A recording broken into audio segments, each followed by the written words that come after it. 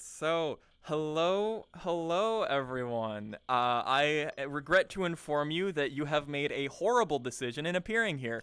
This is how I like to start everything that I do because, you made a horrible decision in listening to me. I am so good at my job of making myself appear a good, enjoyable to discuss with. I have a gun pointed at me. A camera can't see that, but I do in fact have a gun pointed at me now. Thank you, honey. So, another forewarning for y'all. I'm exhausted, and I have literally zero notes for what I'm going to be talking about today. I stayed up late last night because I went to see an immersive theater show, which I have thoughts on. We won't get into them. And then I woke up early this morning to go to work, went semi-unconscious for like 30 minutes, and then went back to consciousness from a text from my manager asking if I could come in early. Ooh. So... And we were utterly thrashed. And the reason I had to come in early is because our opening manager called out. So our general manager had to come in. And then, so she's there. She had to close the previous night. So she's opening up in the morning now. And then at 7 o'clock, someone's supposed to come in. Guess who doesn't show up? Wow, boy, was it a fun time for us. What does this have to do with anything? Absolutely nothing. Heck, y'all. I just needed to get that out of my system. Or just you're allowed to rant. We came here to listen. Gosh, Nobody better have any problems with it. I have a gun. Hey, I'm supposed to threaten people. That's my job. So, do you have a gun? I have a sword. So, with all of that being said, though, hello, I do actually have a purpose for bringing you all here other than torment and pain and suffering. It is actually to hopefully enlighten you all, hopefully give you all like something to chew on, something you can think about, something you can be inspired by, maybe. I don't know, wishful thinking on my part, probably. But two, the secondary reason, the tertiary reason I brought you all here is I hope by the end of this you will be at least mildly entertained.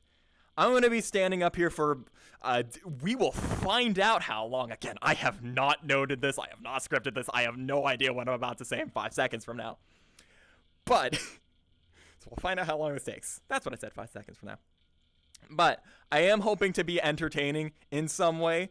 And it is very, very awkward for me to stand up here and say things that I hope are being humorous, and then everyone's just... Especially because we have like a couple of Dust Talk folks here. So it would be absolutely phenomenal if folks are finding things entertaining, if folks are finding things enjoyable. I want to hear it. I want to hear y'all having fun. I want to hear y'all enjoying your time here. That's part of why I want to be here, is I want to entertain people. I want people to enjoy their time here. So feel free. Do not feel like you need to mute whenever you're laughing or having a little jab here or there. Feel free to unmute. I want to hear it. I like hearing it. It's a lot of fun. It's a lot of fun for me, and it's very helpful for us as well. Even at shows, if you ever unmute at shows because you're laughing and whatnot, we want to hear that. Please unmute during shows. We love hearing your laughs as actors and as a host. So, same rules apply here. I like knowing y'all are entertained. Otherwise, I'm standing up here and just like snickering to myself and wondering, man, I really hope people are enjoying themselves. Oh boy, howdy. All of that, whatever that was, onboarding, I don't know, out of the way, let's get into things. So, improv. Pretty cool. I think we all can agree. You know, I'm assuming y'all are here. You probably think improv's pretty cool, pretty neat, pretty, I don't know. Yeah. That sucks. Honestly, sometimes, golly, some of the folks who, boy howdy. So, it's pretty cool. We do a lot of really fun stuff here in improv. One of the things that, for me personally, I've always been inspired by and have always taken to heart personally is kind of the real life implications improv can have. Some of you may know because you were there all the way at the beginning. Some of you may have been curious about the history of Skits and Bits in our workshops, or some of you may have heard me talk about it in the past, or some of you may be finding out for the first time. Who knows? My very first workshop here, the very first workshop I ever hosted, period, which was here. It wasn't here, it was in a different world. We didn't have this world at the time. We used a different world, which was very broken on Quest. You literally couldn't see anything. It was that broken. But we had my very first workshop I ever hosted was on the real life benefits of improv. That was what I taught, and I took a very interesting approach to that I honestly think I should revisit because it was actually pretty cool. I actually really liked that workshop. I should do it again. That was over 2.5 years ago. Oh my gosh. You're so Old. I am. I'm going to be saying this right now. I started doing improv 3.5 years ago. Oh! October of 2021, Ancient. late October 2021 was my very first improv workshop. But that is not where my story is going to begin here. My story is going to begin...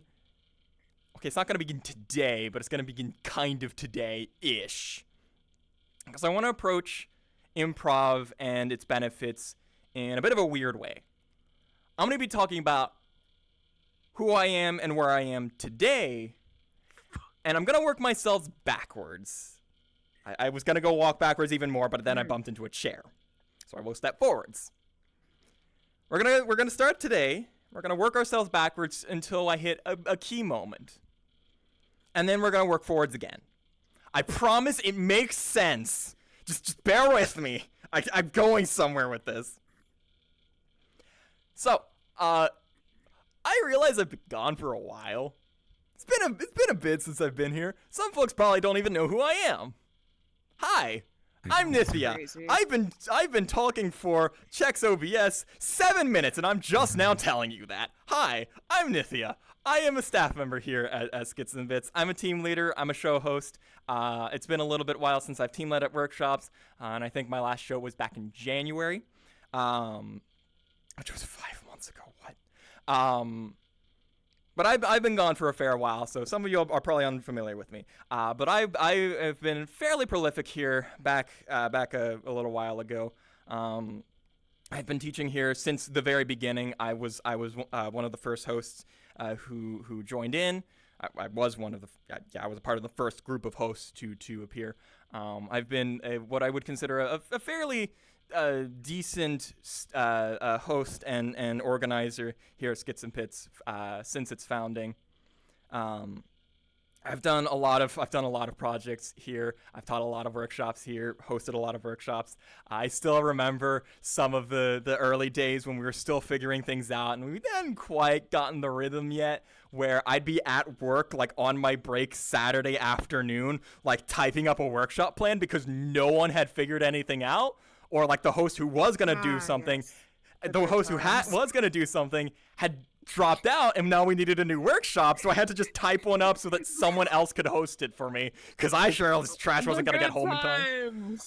Gosh, those were fun times. Another funny story about that period of time. We were going to do like this special event type of workshop back in the day, and the person who was going to run it, this was a very special, very unique thing that Skits and Bits was doing at the time, and the person who was going to run it was like, okay, we're going to do this thing, we're going to meet up at this time.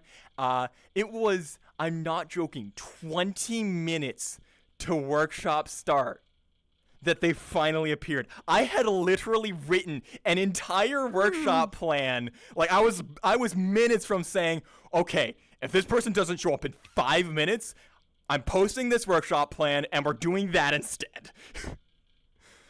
That was kind of my position for a while there. I was the panic button, we need a workshop, or panic button, something needs to happen kind of person. I'll talk a little bit more about that in a little bit later. So, also, I am obviously... I love you too. I am also of course, I'm an improv teacher, but I'm also an actor, an improv actor. I wish I could do stage acting and like theater acting and script acting, but I haven't figured that out yet. But I am an improv actor. One of my specialties is in immersive and interactive theater. I've been doing that for 2 years. Technically, my first experience with immersive theater was back in 2022. I say technically, it was my first experience with interactive theater. Back in 2022, I did a little show called Off Rail. Then I moved forward. I did a murder mystery event, a collaboration event, and then I did a Shadow Canyon, a Puppeteer's Tale, and then I did most recently Shadows over San Oscuro. Names I still get confused in my brain to this day. So working backwards here a little bit. So I've learned a lot of skills in my time, and I have had to develop a lot of skills in my time in doing all this stuff. You do not just become the lead actor of an interactive theater production in just out of nowhere. You can become the production manager, stage manager, and a whole bunch of other things out of nowhere, but we'll get there. We'll get there, I promise. But one of the awesome things and one of the most important skills I had to learn in doing Shadows over San Oscuro, and for those of you who don't know, Shadows over San Oscuro was an interactive theater production put on by I actually don't remember who it was put on, like what the troupe name is. I cannot remember off the top of my head. Feverish Media. Thank you. It was directed by Makana, Leia, and Krampus, all of whom are very large names in the VR theater scene, and it was amazing to work with them. One of the things that was really important for me and impactful for me is just how important my improv skills were in that, because I know a couple of you were audience members, and Zidane, I know you were a actor in there, so you also know this. That whole thing was improvised.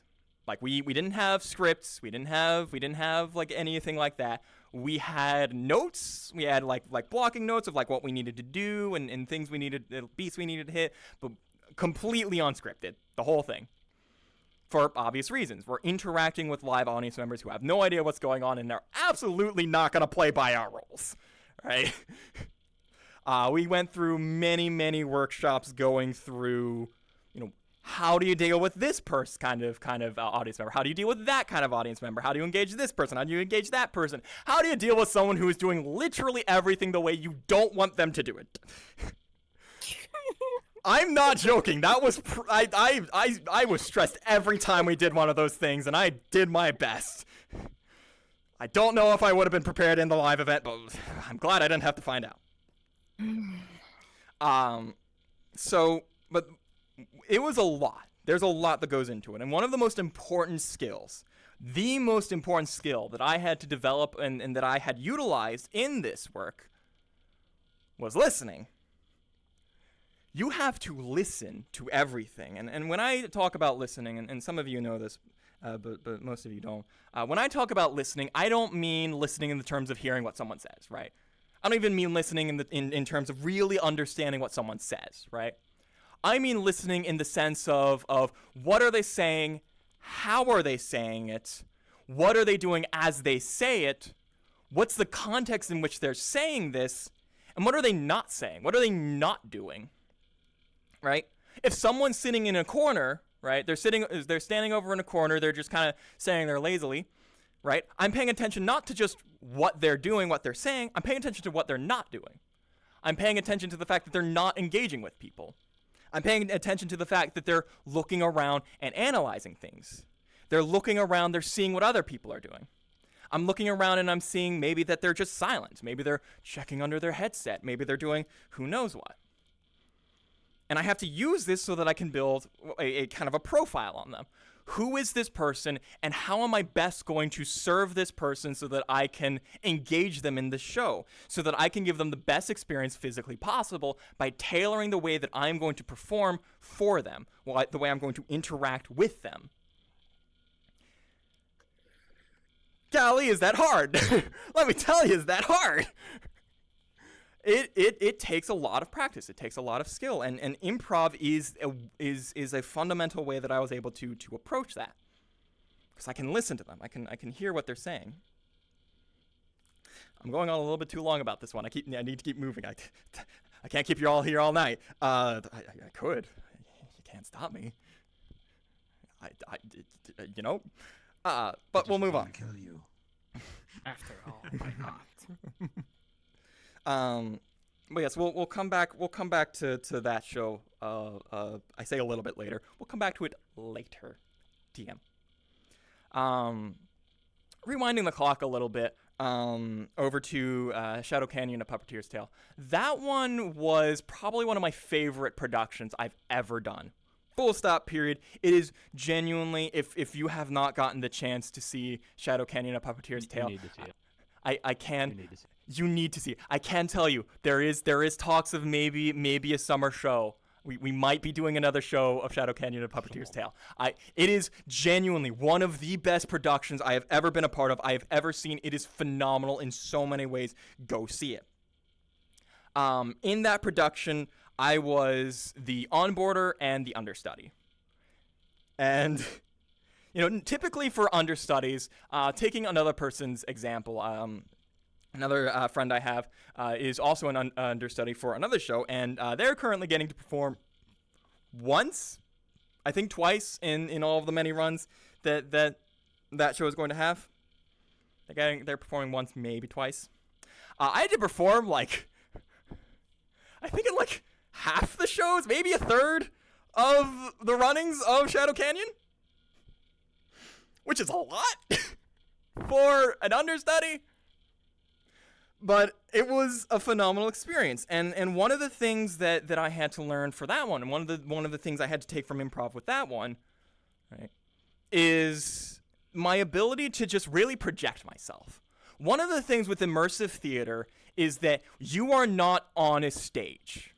You're not watching things from a stage. If I need to draw attention to myself, I stand right here. I'm going to stand right here to draw everyone's attention. If I don't want attention, I'm going to go over here. I'm going to fade into the background. I'm still here, but I'm fading into the background. Very clear, very simple. In immersive theater, everyone is surrounding you. They are in the same world as you. You are all inhabiting the same space, and you need to somehow gain their attention.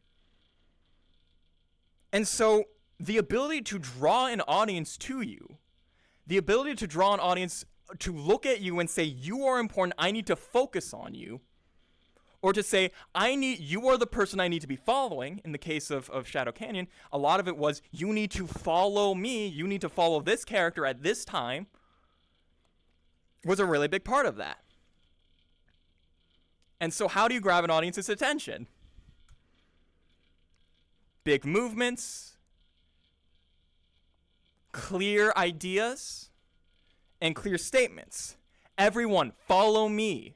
I'm lagging somehow. Whoops. Everyone, follow me. Big movement, big statement to say, I am the one you need to pay attention to here. Pay attention to me so that I can tell you, follow me this way. And of course, it requires understanding your audience, understanding how to work with an audience. How do you know when an audience you need to gain an audience's attention?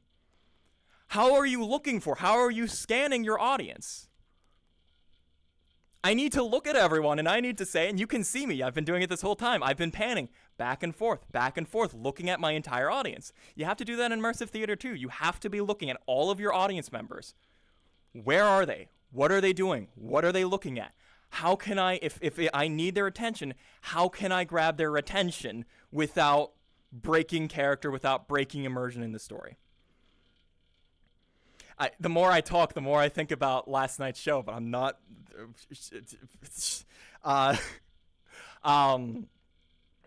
It's a very important skill, and it's something you develop in improv. It's learning to look at your audience, pay attention to your audience, and know how to engage them. Very, very important. I'm going to keep rewinding the clock here. I want to talk, I've been talking a lot about theater skills. I've been talking a lot about kind of the theater skills that you learn for immersive theater. I want to talk more about the real life skills that you learn from improv. And let me tell you, the Skits and Bits murder mystery event has a lot to talk about. So, back in 2023, I believe, we did a we as in Skits and Bits did a collaboration event with the virtual reality studio. And they reached out to us at the start of September, basically asking, hey, we want to do a collaboration with you all for October. We were thinking maybe something like a murder mystery. And we're like, sure, what could go wrong? The deadline was October 14th. Saturday, October 14th. We almost did it on Friday the 13th, but for reasons we couldn't do it. I can't remember. I think there was a staff thing going on that day. For the TVRS. We almost did it Friday the 13th. We ended up doing it Saturday the 14th. So we had a month and a half to organize and write, because we were doing this from scratch, organize and write an entire murder mystery event from scratch. And keep in mind what September is, it's our anniversary.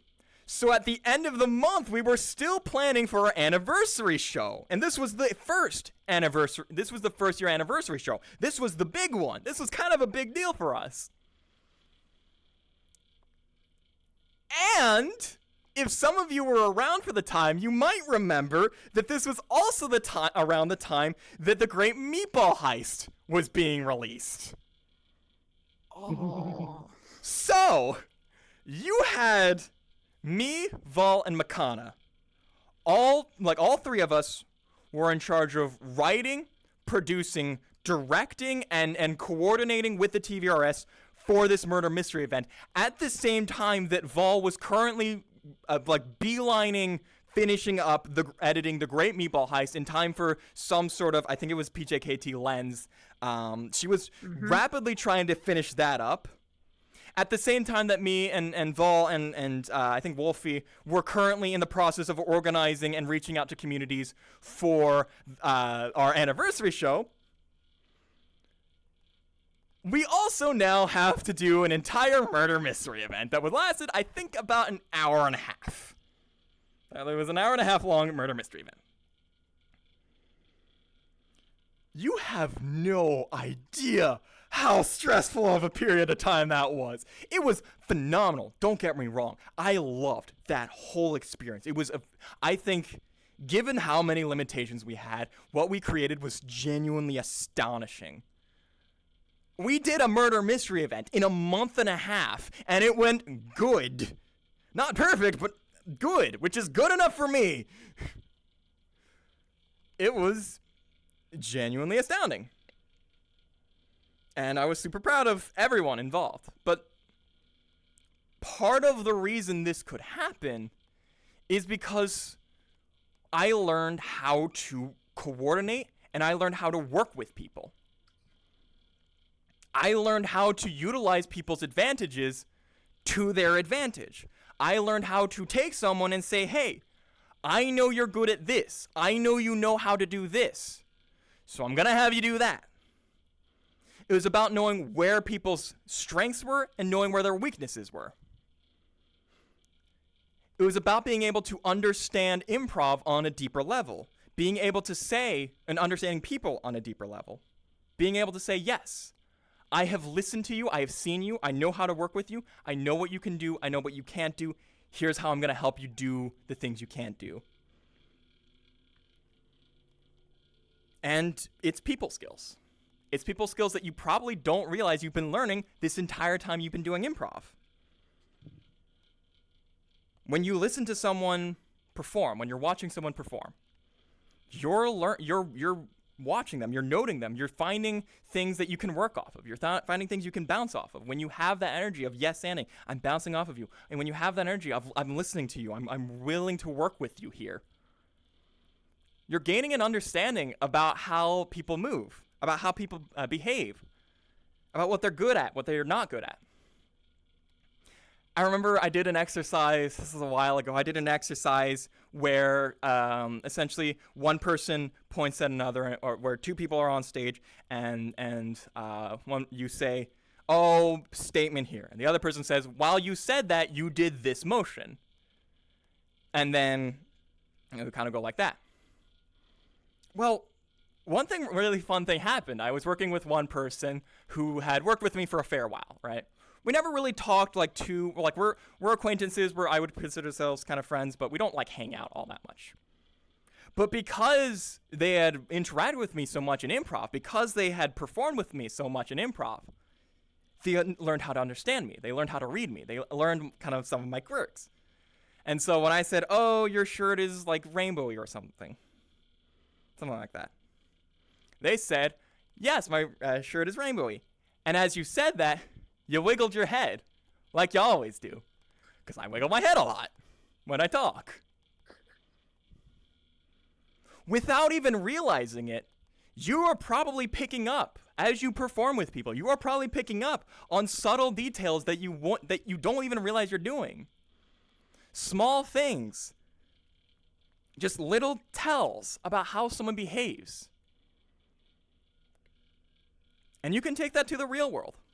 Like I said, I was not, when I'm talking about the production of that murder mystery, it's not about my ability to improvise with these people. It's about knowing how to work with them in terms of a professional production. It's about knowing how I can engage with these people, how I can interact with these people in a way that they're going to understand, because I know how to read people. I know how to find those things from people because I've been listening so much when doing improv. I gotta keep things moving. Let's roll the clock back a little bit further. Let's see here. We'll go back to 2022. This was early 2022. No, late 2022. Yes, this was late 2022. Skits and Bits had just been founded. Yes, Skits and Bits had just been founded. A little bit beforehand. I think this was late September when Makana had posted a little thing in our Theater Collapse channel. Hey, we're looking for a production manager for this little interactive theater thing we got going on. And I looked at that and I said, yes! That sounds so cool! What I didn't know was that they didn't just want a production manager. They also decided to make me the stage manager. What I didn't know is they also decided to make me an understudy. What I didn't know is that I guess I became one of the onboarders. And later on, I became in charge of the finances, handling all of the ticketing stuff, and basically where did the money go. I didn't handle the money itself, but I basically was the person who decided where the money was going to go. Now remember that I am 19 at the time. Oh no. Sorry. I can't continue. I know my voice is high pitched at the moment, but continue. Yeah, you're all good. So I have this 19-year-old person who has never led anything at this point. Remember, I am not a host at Skits and Bits at this. Well, I am a host at Skits and Bits at this point, but we haven't really become the organizational hosts that we were at the time before our restructure. We were still people involved. We were still just hosting workshops. We didn't have any decision-making powers. We weren't involved in any sort of the running administrative work of Skits and Bits. We were simply just people who hosted workshops at the time. So they have this 19-year-old guy who has never had any leadership experience in anything, running the entire production management of this interactive theater project, this cutting-edge experimental interactive theater project, which, spoiler alert, I say spoiler alert, this happened 2.5 years ago. Well, 2.5, I don't know. It happened back in late 2022. Spoiler alert, won 3 awards. Well, it won 2 awards, and it got runner-up for a 3rd. But I have been told that third one, that runner-up one does count as an award. So that production won 3 awards. I would say you are allowed to applaud, but it was really not my effort. It was the effort of the director and the actors who really made that show what it was. The only credit that I can give myself is the fact that I somehow managed to put it to get everyone together to figure things out. That's a strong effort too. I scheduled all of the That deserves to be meetings. I applauded. scheduled all the rehearsals. This was really fun. One really fun thing. This is not an improv can help you do this thing. This is a dealing with annoyances can help you learn things. I figured out real quick how to organize my life because of this production. It is really difficult to schedule people when you are on the East Coast and you're working from Eastern time. All of your actors, everyone else, is on the West Coast working from Pacific time. And your director lives in the UK. Try scheduling rehearsals for people with an 8-hour time difference twice a week. Yeah, that deserves. That to sounds be like a nightmare. That literally sounds like a nightmare. That was 3 months of my life, on top of full-time schoolwork, on top of helping to basically kickstart Skits and Bits and get things rolling there and teaching at every workshop, and also working twice a week. So, but All right. one of the It's a lot of work. it was a lot. It was a lot. Let me tell you. I will freely admit that was a lot, and I am fairly proud of being able to do it back then. I do not know how I did it back then, but I did it somehow. But I think that's important, and really, those are skills you can learn from practicing this art form. You know, for some folks, you know, I know some folks are interested in becoming team leads here, and you learn important skills from approaching things from that mindset. Organizational skills you begin to learn. You begin to learn how to organize things. You learn how to look at things with a critical eye. Again, you learn how to work with people. And let me tell you, that is an important skill when you are trying to wrangle like 6 different people into an instance together, not including yourself. And not including anyone else who might be showing up. You learn a lot. And you learn how to manage your time really well. A skill that I am still trying to learn to this day if anyone has ever had to deal with me as a team lead. You might know this. I am just moving along at a snail's pace here. Don't worry. I've still got plenty more to go. Don't you worry. I want to get back to that a little bit later, right? I'm going to get back to that. I did do this production. I did it fairly well. Did I make some mistakes? Yes. I was 19 and dealing with brand spanking new stuff, dealing with horrible time conversions. I definitely made a fair few errors in my time. Golly, was it painful sometimes.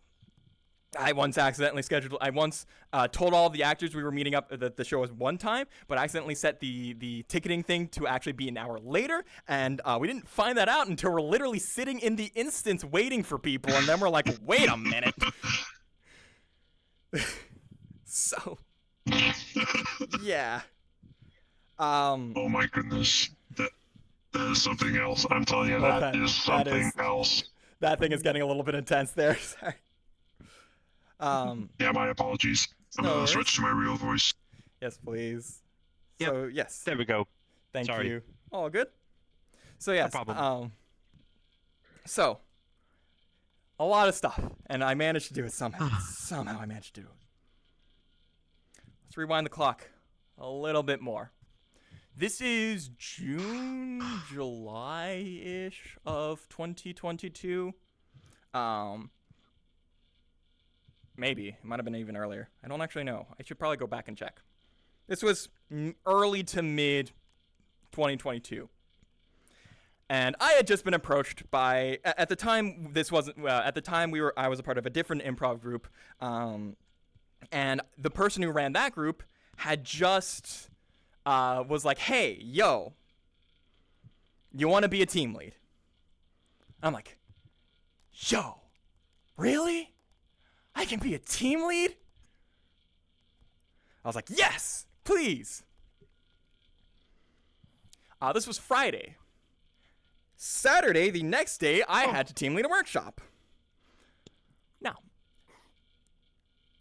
for those of you who may not know, at Skits and Bits, when we do a workshop, usually on like Wednesday, maybe Thursday if we're pushing it, we'll put out the entire workshop plan about what we're doing. We'll go through, here's the games, here's the theme, here are the games, here's what I want to explore with each of these games, here's the general time blocking of when we should be like finishing up these games or starting these games, right? We give you all this information right at the start. Back then, team leads didn't find out what they were teaching until they got to the team lead practice instance an hour beforehand. You found out what you were teaching, like, even in terms of theme, an hour before you were put in front of the entire workshop instance to teach it. So that sounds like a lot of experience you had to go through. So, I was about 6 months into improv at the time, so not a lot of experience. I'm gonna head out. Yep. I'll see you a bit. Not a whole heck Yeah, of a I'll lot of see you- experience. Yeah. See you later.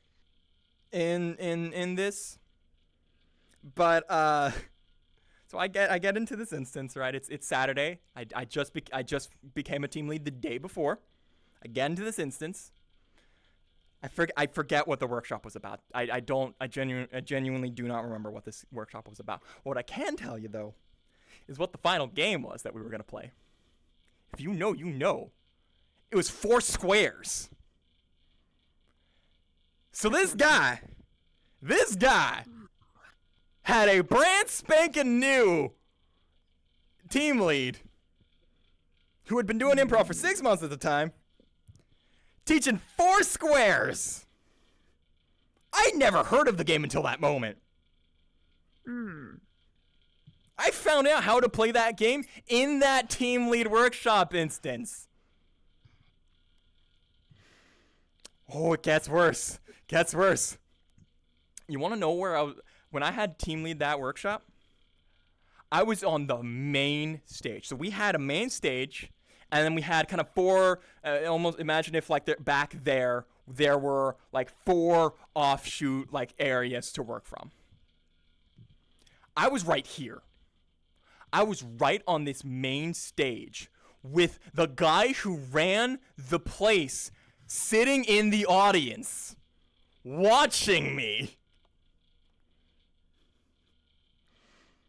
I could barely, I fumbled through my explanation of moving name. I was so nervous. I don't know how I did it, but I taught the workshop. I think I did a good job. I don't remember at this point. It's been a really long time.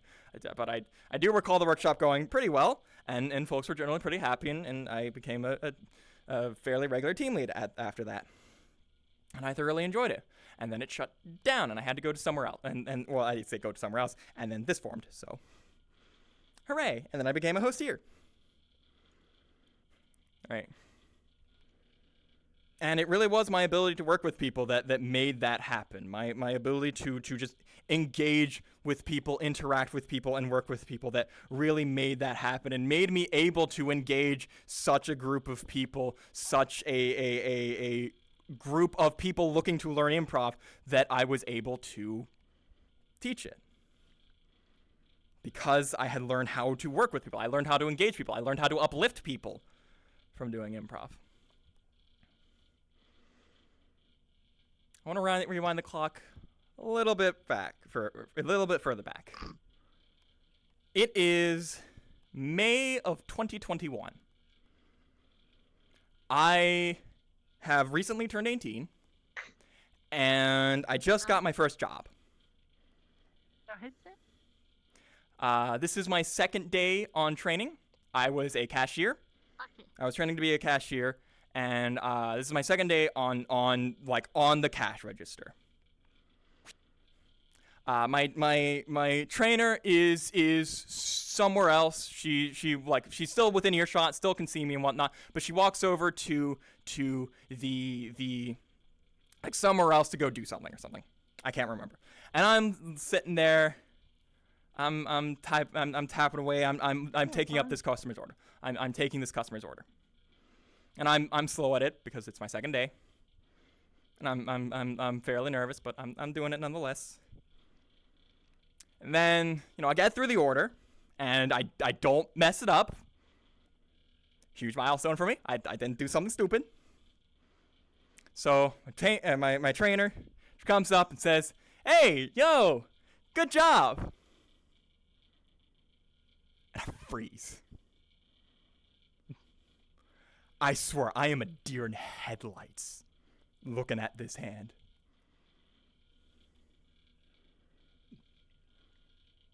So I look at her. I look her dead in the eyes. Do this.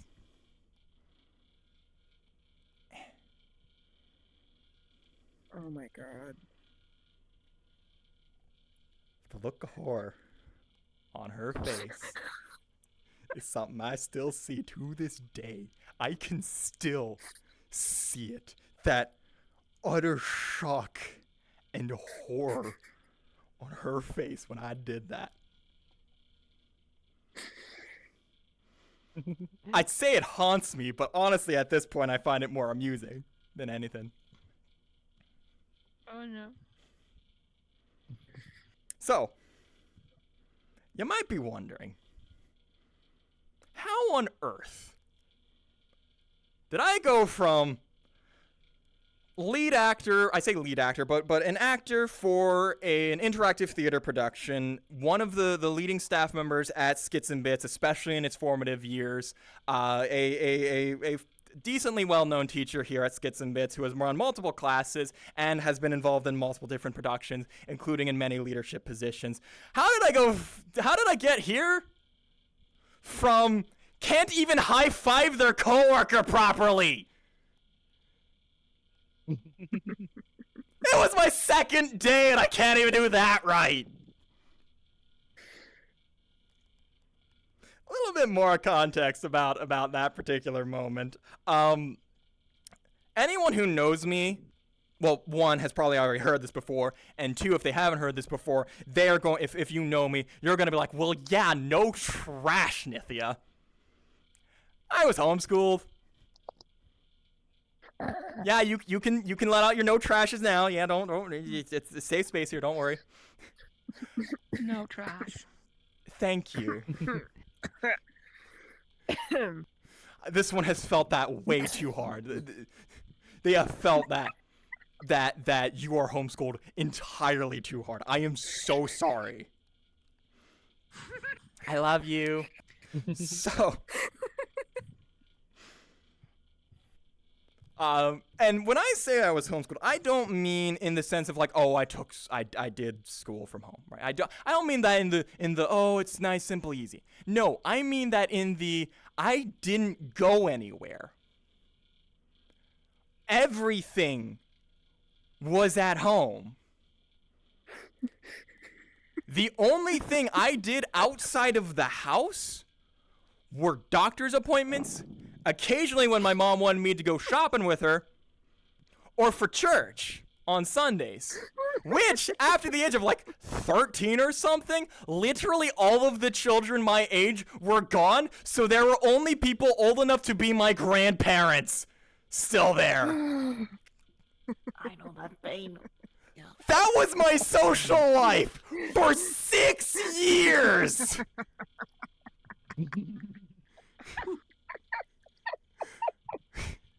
I didn't go anywhere. So I had when I had gotten into this position, when I had gotten into the place I had gotten to, I genuinely had no social experience working with people in person.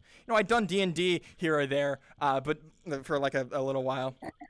But I had no experience working with people in person. I hadn't had social interactions in like 2 years at that point with anyone. So now maybe it makes a little bit more sense why I might have limp fished a high five with my coworker 2 days after meeting them.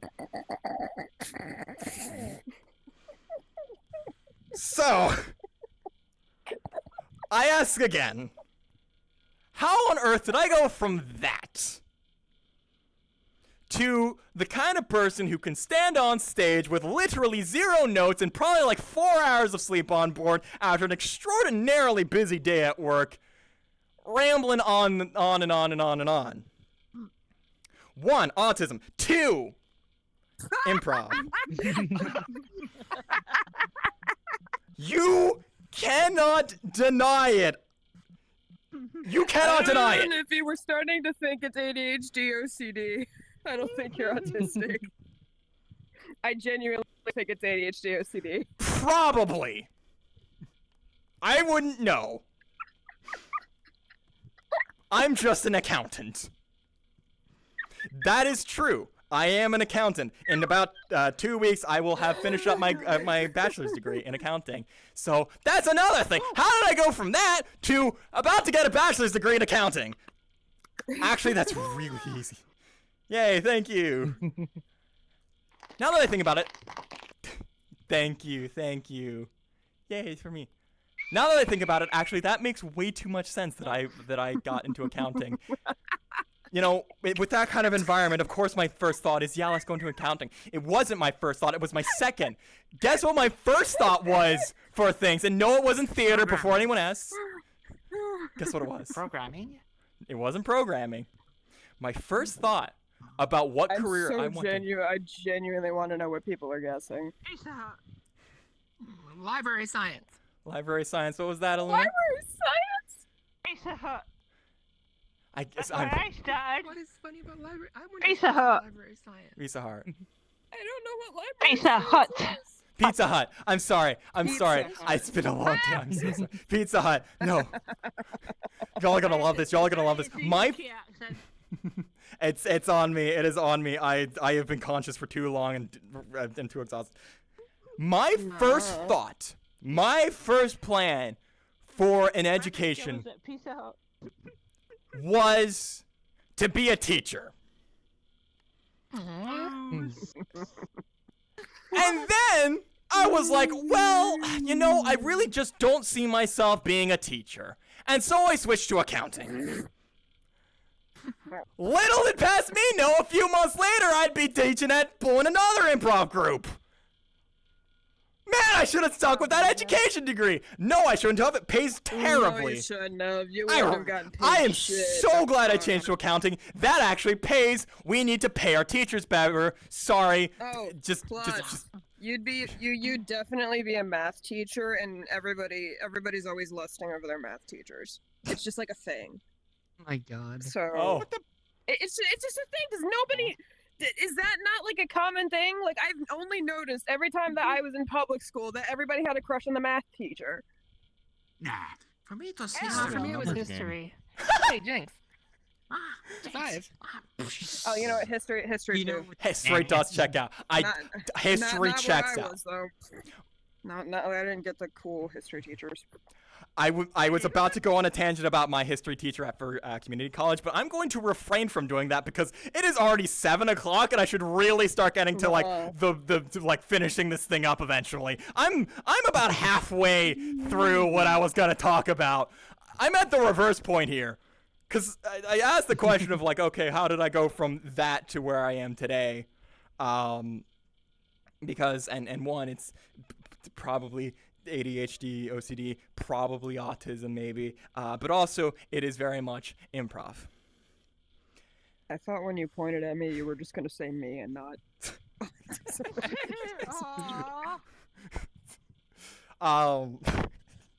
You are. So, How did I get here? How am I standing here today? And the real question everyone's been asking this entire time is, when is he going to talk about how Improv did it? Which is right now. Hi. Is that right now? It's right now. Yeah, gold star. So how did that happen? I was thinking when is she, but it goes. There it goes. So how did this happen? And specifically, what did I gain from Improv that let me do this? Where do I start? Well, let's start from the beginning. Let's start from when I very first started learning Improv. One of the very first things I learned, one of the very first things that stood out to me a whole bunch, is confidence.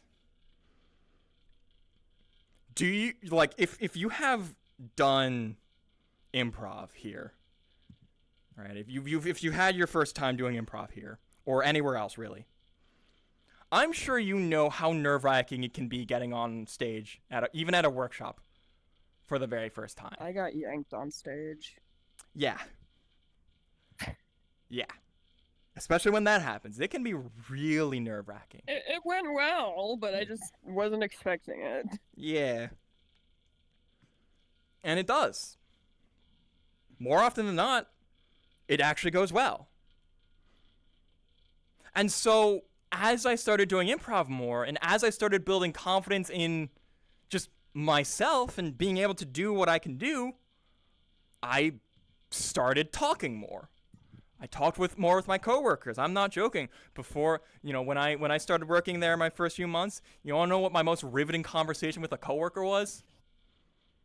You can say no, but I know that it doesn't matter. I'm going to tell you anyways. What was it? What was it? My most riveting conversations were, so what time are you off? Oh. 4? Nice. Me? Oh, I'm off at 5. Yeah. Oh. Oh, oh, I can take that customer, don't worry.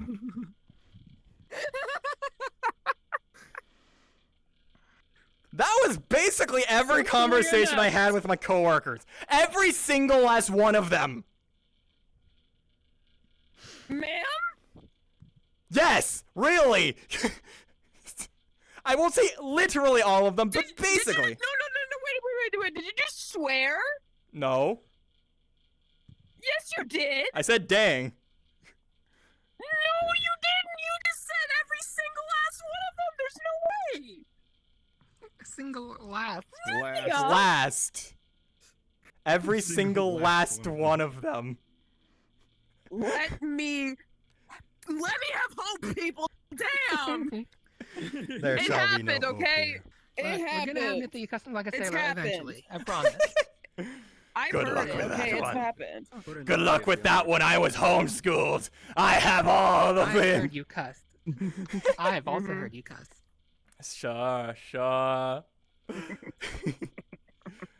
Right. So, that confidence was important, though. Again, I started talking to people more. I started engaging with them more. Importantly, I learned how to talk to people. Man, if you are an extrovert and you find talking to people easy, you have no idea how hard it is for me to talk to people. How hard it was for me to talk to people. There's a reason my conversations were as dry as they were with coworkers. Because I didn't know how to talk to people. I didn't know how that functioned because I had never talked to people before. Not in any deep amount. Not in any sort of small talk kind of way. If we were talking, it was usually about something specific. I didn't know how to just come up to someone and be like, hey, yo, hi. Words. I was gonna make an example here, and then I didn't have one. Whoops. Really? So, you have that confidence, and you have that ability to learn how to actually talk to people. Yes, and is really good for improv. It is. It is phenomenal. I have my issues with it when you get into more of like the advanced technical sides of improv, and I can get very nerdy about that another time. But Oh no. I know. You getting nerdy about improv? I know. A horrible idea. Is this not what this is right now? That's what I just said. Yeah. Well, Is you're that right. not what this is right now? It's me being nerdy about improv, but in different ways. No. Yeah. So I can do that. I can do that another time, maybe. But I have. But it is a very useful tool. It is an exceptional tool for improv, and it is also incredibly effective when you're actually talking to people. Shockingly enough, conversations are really easy when you just when you just take what your partner has just said, when your conversation partner has just said, and then build on that. Shockingly easy, in fact. Suddenly, conversations kind of just flowed. Another really good one, another really, really good example of this is,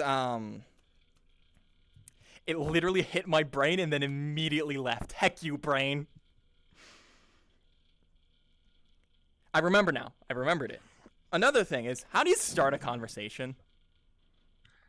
I actually want to hear some examples of people. How do you start a conversation? I'm so curious. Give me your secrets. Hello. Generally, How are it's you? like if I see something interesting about somebody that like stands out to me, I'll point it out and ask about it. Very good. Very true. Because I mean, otherwise, I don't really have reasons to be talking to people if they're not interesting to me. Real. Timber is typing. Quotation mark. I Aged. ain't. Aged. I'm scared. Ain't big on small talk. So true. Word. So true. Word. I have found. So true. So true. I have found an incredible power. In this is my trick for you all. If you struggle with having and maintaining conversations, do this. Do this. If someone asks, if you like, oh hey, how are you doing? They're like, oh good, you. Here's what you do. I'm doing good, or I'm doing whatever, and then explain it. Treat it like a scene opener, like a line opener. In your opening line in a scene. Make a statement. We lost Rydia. Damn it. Dang it. I lost Doki too. Treat it like a scene opener. So you say, "Oh, I'm doing good. You know, I went and saw a show last night. It was pretty good." Suddenly, there's a conversation there. Suddenly, they're gonna say, "Oh, you know what kind of show? Oh, you know, it was pretty good. How you know what was it or whatever?" They start asking a whole bunch of questions about it, and bam, you have a conversation. And then all of a sudden, you know, you're done talking about your thing, and now they're, "Oh yeah, you know, I did this thing recently. You can talk about that." Go from topic to topic to topic. Suddenly, you have a conversation, and it's just there. I learned to do that, and I learned one, how to do that. I learned two, to do that, and I learned three, to have the confidence to do that. Because of improv. I learned how to have normal human conversations because of this dang place. Yes, that's probably a lot more depressing of a thought saying it out loud than it was in my brain. But you know what? You have it anyways. I mean, isn't that the majority of people in our chat? You know what? Fair. I am talking to a crowd that probably has those same thoughts as well. That yeah, I learned how to talk with people. I learned how to be confident with people because of improv. So you know that's probably why you're Not sitting me, here though. listening Get to me well right now. soon. They will soon. If you don't know it now, you will soon. I'm going so... Gosh, I need to keep things moving. So, Keep moving forward. Keep moving forward. I'm actually pacing side to side, but I'll move forward ever so slightly. Keep moving. That's not what I meant. So, Move on. right at that beginning, right as at that very beginning, I'm learning how to engage with people. I'm learning how to be social with people because I'm taking what I've learned from improv and applying it to real life. I'm learning how to engage with people. I'm learning how to be more expressive with myself. I'm learning how to express myself in the way that fits me, right? And I'm learning to be more like me because I'm learning to have confidence in myself from improv. We'll fast forward a little bit further. Let's go back to that first team leading moment. Man, was I nervous. But I had the foundation. I had a foundation to work with when I got into that first team leading instance. I knew how to listen to people. I knew how to listen to what they were saying. I knew how to like hear instructions.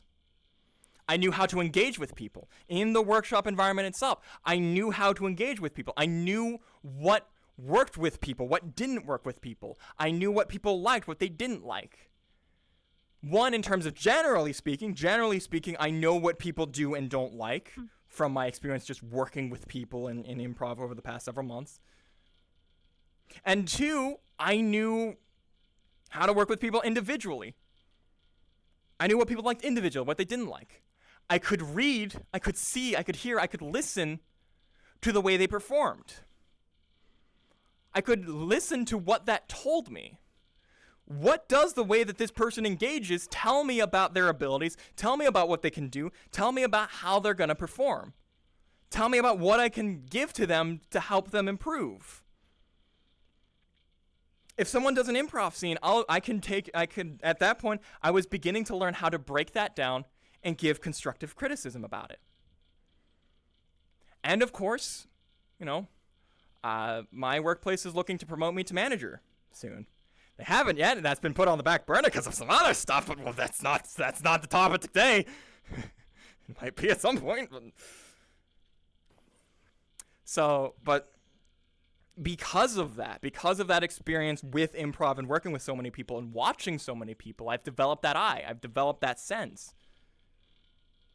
And even still, I trained someone earlier today. I actually trained someone today, and I was able to find those things like, how can I engage with this person? How can I help them improve themselves? Recently, I actually went to a new store. We opened up a new store recently, and I was sent over there to help train everyone, to help train new recruits, and to help make sure the store can actually run. Kind of a hot mess, but that's beside the point. What is important is that I learned how to, because of my experience with improv, because of my experience working with people, because of my experience leading people, I was able to understand how do I engage with all these new people. What can I look for that they need improving? Like paying better attention to what they're doing, how they're doing it, the confidence in which they're saying certain things, the lack of confidence when they're saying certain things. I can read that, I can listen to that, and I could say, okay, here's how you can improve. Here's how you can do things a little bit better. Here's how you can do things a little bit more efficient, a little bit faster. Okay. Actually, I gotta go. Yep. Have a good one. Yeah. Peace. Nice listening to you, man. Yeah, I appreciate you coming. Take care, man. That, take care, everyone. With that sense, again, that comes from watching improv and it comes from doing improv. As you begin to examine yourself more closely, when you're doing improv, when you notice, okay, here's things I could be doing better, you naturally start to analyze other folks. Here's something I've noticed about your work. Here's something I've noticed about your work. Usually people don't just kind of say that, but when you do get into that position, when you are in that position where you need to take that leadership position and you need to start leading people, guiding people to improvements, that experience really starts to show up and you begin to realize, man, I do know how to do this. I do know how to engage people. I do know how to uplift people through improv. I know how to do it on a friendly level. And that's a skill that also needs to be developed. And that's something that I think is unique to Skits and Bits. I've been to a few other improv groups. I've seen a couple of their shows. I've gone to a couple of their workshops, and I think we have a particularly I hate saying unique culture, because it feels weird saying we have the unique culture in VR Chat Improv of being very uplifting and positive with people, and developing scenes that are very positive, uplifting, and people come out feeling good about themselves and feeling good about uplifting others. That is a really concerning thing to say that we are unique about, but that is my experience from what I've seen. VR Chat moment. VR Chat moment, honestly. But that is something that's really important. Here at Skits and Bits, we don't just do improv, but one of the things we like to emphasize is uplifting people. We emphasize collaboration in improv. We don't want people to fight each other in an improv scene. We don't want people to argue with each other in an improv scene, because it's not fun, it's not interesting, it's not engaging. And by having these things done in improv, by seeing their benefits in improv, we can see the benefits of them in real life too. We're able to have more meaningful conversations with people.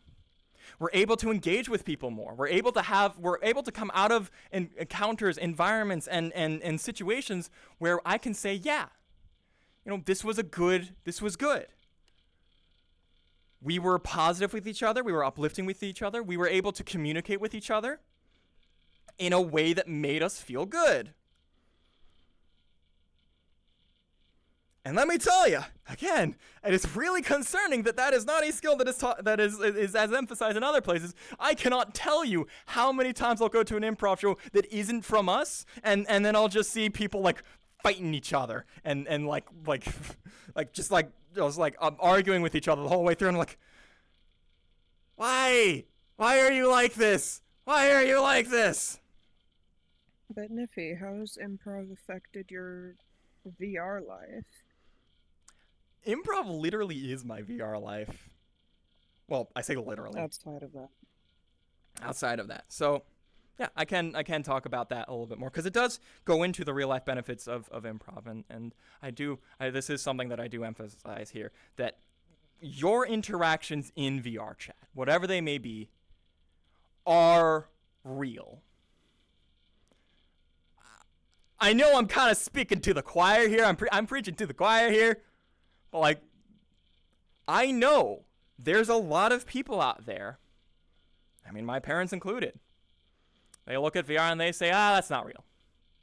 That's not genuine, right? They'll look at me and be like, so when are you going to, like, do stuff, like, in real life? Right? When are you going to do stuff, like, not in your bedroom? When are you gonna, like, go outside and do things? As if, okay, to be fair, that last one is probably a good point. I should get some more sun, but grass needs to be touched, apparently, and I don't know why. Everyone tells me to do it. But stop nodding there, Zidane. I see you. Not a nature enjoyer? What is nature but a distraction from VR? Oh my. So, but the interactions we have here, the connections we form here are real.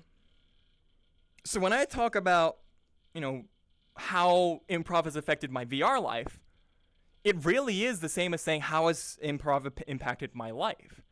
Because, yeah, like, half of my life really is here in VR, in theater, in, improv.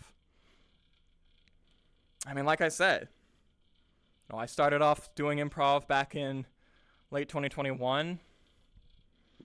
I moved to become a team lead. I became a host here at Skits and Bits. I was the stage manager, production manager, finance manager, onboarder, and understudy for an award-winning interactive theater project, which at the time was genuinely cutting-edge stuff going on in VR. That was a mouthful. I'm sorry. That is too many words. I led the production of an entire murder mystery event in about a month and a half. Mm-hmm. I stepped into like properly where I really should have been at the start for theater productions as an onboard or an understudy for an immersive theater production. Seriously, if you see Shadows Over Shadows Over what? If you see Shadow Canyon, A Puppeteer's Tale, I told you I get them mixed up. If you see Shadow Obscuro is mine. Yes. It's not really mine. We're both on it. All me, Zidane, and Riddy are all part of that. So if you see Shadows Over San Oscuro, go to it. It's really good. It's a phenomenal. It's phenomenal work that we do there. It's generally really cool. If you see Shadow Canyon, A Puppeteer's Tale, which is different, if my brain would let me process that, go to it. I genuinely could not recommend it more. It's genuinely one of the best productions I've ever been a part of, and it's honestly that level of stress of a production is really where I should have started at, not the production manager. But we don't always get a linear path in life. I certainly didn't. And then, and now with Shadows Over San Oscuro, being a performer there. Improv has had an enormous impact on just about every aspect of my life for a variety of different reasons. It's taught me how to engage with people, genuinely, truly engage with people beyond just pleasantries, beyond just the hi, hello. It's taught me how to form relationships with people. It's taught me that I can, in fact, form relationships with people. I didn't mention this before, but man, boy howdy, was I very concerned about whether or not it was physically possible for me to form an emotional connection with a person, platonic or otherwise. Skits and Bits taught me I could do the former. And this little goober right here told me I could do the latter. I love you.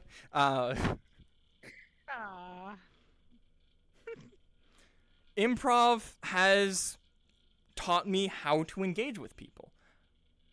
Improv has taught me how to uplift others. How to truly uplift them, not just spout some platitudes and think I'm doing and pat myself on the back. Great job. I really uplifted that person's life by saying, "Oh, you're pretty cool, I guess."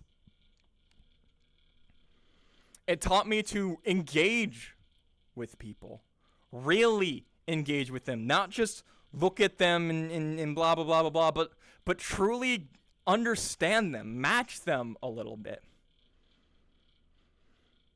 Improv taught me how to work together with people.